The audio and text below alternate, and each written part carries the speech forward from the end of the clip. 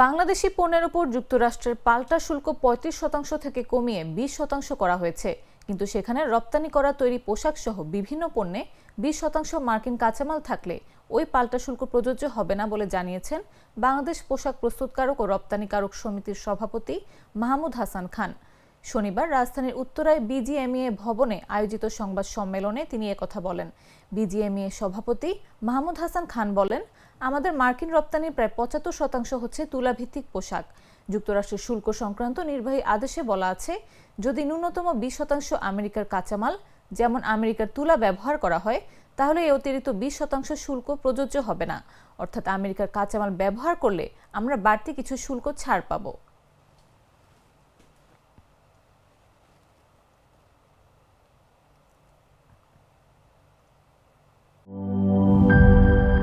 সবুজের দেশে নতুন রঙের বেশে ঘরে বাহিরে সাজানো বলকে রেইনবো রেইনবো রেইনবো পেইন্টস রে সাশ্রয়ী দামে দেয়াল রাঙায় রেইনবো সবার রং সবার ঘরে ঘরে Rainbow Paints, the color of joy.